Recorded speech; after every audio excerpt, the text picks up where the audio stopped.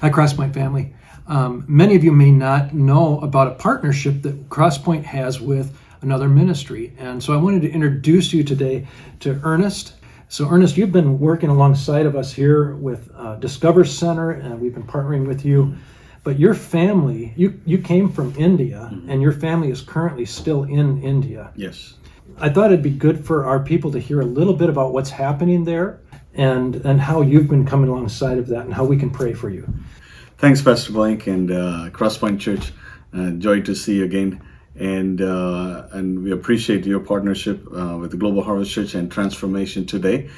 Our family is in India, in ministry in India. And we come from a Hindu priest family through American missionary. They came to know Jesus Christ.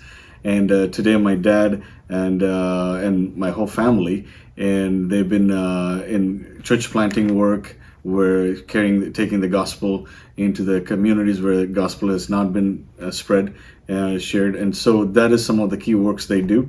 Recently, as we all global with the global pandemic, India has been hit hard. The first stages last year in 2020, they were expecting a huge surge in India because India is geographically located next to China, and with the second largest population in the world, they were expecting this rapid growth, and so they went through 8 months shutdown from March to almost the end of July, August. They went through a major shutdown. So when we were in India this January, Indians were laughing at us, thinking, "Hey, look at the surge you're having in America." Oh. And so they said, we have a great immunity. Even though we went through shutdown, they took the mask off. They thought everything is over. And I remember I was planning to come here first week of March. There's a report starting to come. The second wave, now we are calling Delta in America, and that wave started to come in India. And they're starting to do shutdowns. And as soon as we came back here in the second week of March, it spread very fast. And they said it's 10 times worse than the first wave in India. Devastated. We have lost more than 300 pastors and ministry families. And it is just it was a sudden surge, and they went through a rapid shutdown.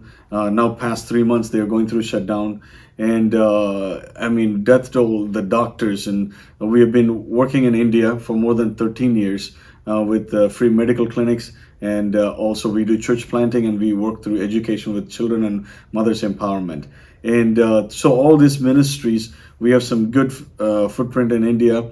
We had to regroup and see how can we help this family during the surge. And so our doctors immediately, our hospitals are overflowed with people. In fact, they were having 6 to 7 times patients they normally have. And they didn't have space. They had emergency spaces. They took the wedding halls, event spaces, even in the side of the road, they put tents and to treat people. So what we did was, in response to that is, first we said, let's work on the medical side. Okay. And so we have 4 key hospitals we work with. They're Christian Missions Hospital, and who are caring for all people. And they've been very in the front line from the beginning. And so we said we'll provide all the staff, their food, daily food, because they are staying in the hospital and working day and night.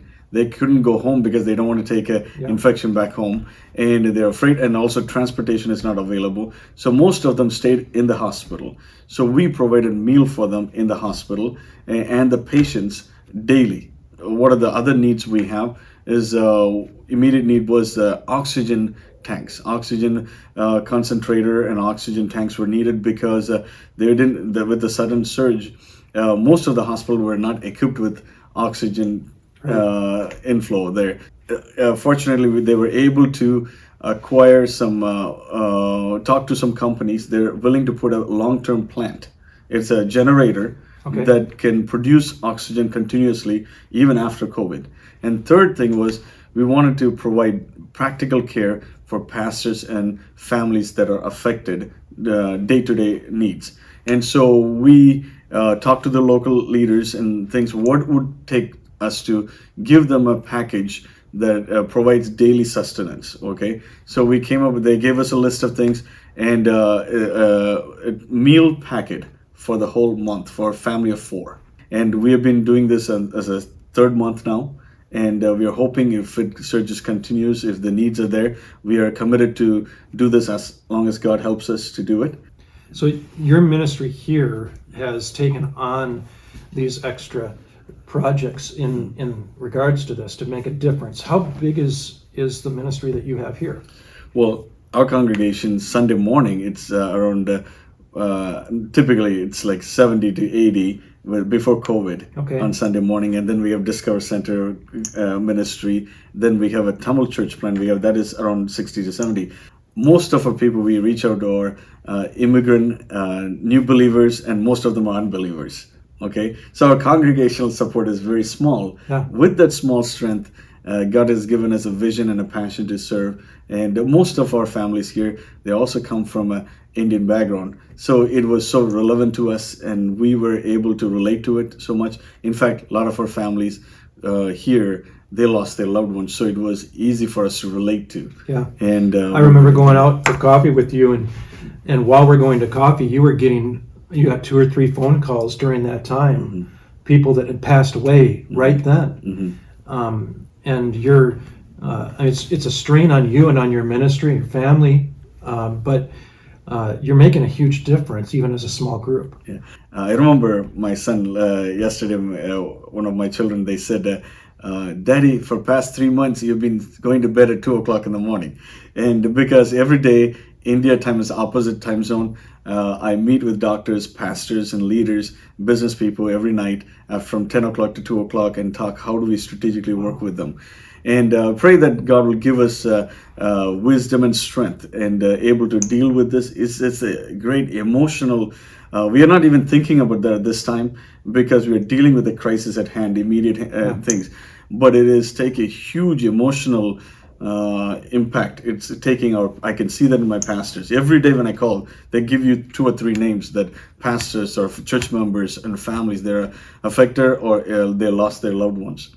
And now it doesn't matter. It's seniors or young people. A lot of young people many pastors who passed away are in their 30s. Wow.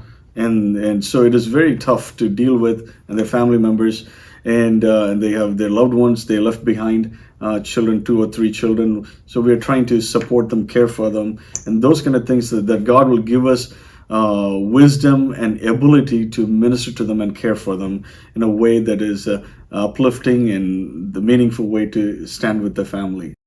Cressman, I'm going to ask you to join with us, prayerfully consider how can we come alongside as partners with him.